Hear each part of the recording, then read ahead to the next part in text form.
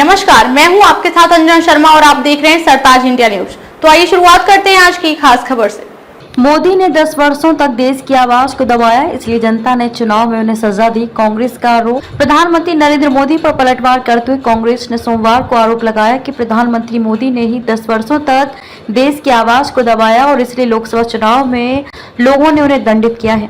कांग्रेस की मीडिया एवं पब्लिसिटी विभाग के प्रमुख पवन खेड़ा ने कहा कि जिस व्यक्ति ने 10 वर्षों तक देश का गला घोंटा और उसकी आवाज को दबाया, वह आज विपक्ष द्वारा आवाज उठाए जाने पर बेहद कमजोर दिखाई दिया और आंसू बहाता दिखा।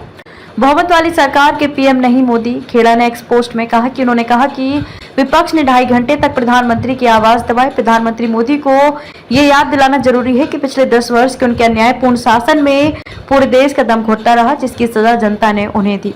खेड़ा ने कहा कि प्रधानमंत्री मोदी ये भूल गए हैं कि वह बहुमत वाली सरकार के प्रधानमंत्री नहीं है, बल्कि 2 दलों के समर्थन से चल रही राजग सरकार के 1/3 प्रधानमंत्री हैं। मोदी सरकार शब्द से बचना चाहे। कांग्रेस नेता ने कहा कि उन्हें मोदी सरकार शब्द का इस्तेमाल करने से ही बचना चाहिए और खुद को लोकतांत्रिक साबित करना चाहिए। खेड़ा ने नीट मामले का जिक्र करते हुए कहा कि प्रधानमंत्री नरेंद्र मोदी को ये याद दिलाना उचित होगा कि जब वह ये भाषण दे रहे थे तब सुप्रीम कोर्ट देश के 32 लाख छात्रों की आवाज दबाने और उनकी सरकार द्वारा उनके साथ किए गए अन्याय के विरुद्ध सुनवाई कर रहा था। हर घंटे 19 किसान व मजदूर लगा रहे फांसी। खेड़ा ने कहा कि जब आप अहंकार और झूठ से भरा भाषण दे रहे थे तो आपको ये बताना जरूरी है कि देश के 15 से ज्यादा अग्निवीर देश के लिए अपने प्राणों की आहुति देने का सपना दिल में लिए आत्महत्या करने को मजबूर हुए।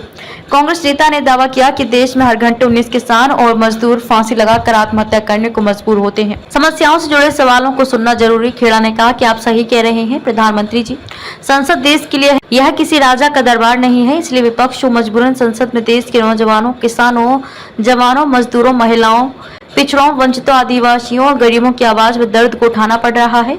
देश की आवाज उठाने के लिए आपको बार बार टोकना और रोकना हमारा संसदीय कर्तव्य है। आपको भी ये समझना चाहिए कि सब कुछ छोड़कर देश की तात्कालिक जरूरतों और समस्याओं से जुड़े सवालों को सुनना जरूरी है। खेड़ा ने कहा कि देश की संसद चलाइए। खेड़ा ने आगे कहा कि देश ने अब आपको अपनी बात कहने का तीसरा मौका दिया है। देश की संसद चलाइए, सेंगोल का राज दरबार मत बनाइए। लोकसभा में कांग्रेस के उपनेता गौरव गोगोई ने कहा कि सोमवार के प्रश्नकाल में नीट का मुद्दा दूसरे विषय के रूप में सूचीबद्ध था, लेकिन मोदी उससे पहले ही उठकर चले गए। खबरों में अब तक ले बस इतना ही। फिर होगी आपसे मुलाकात कुछ ऐसी ही खास खबरों के साथ। तब तक ले नमस्कार और देखते रहिए सरताज इंडिया न्यूज।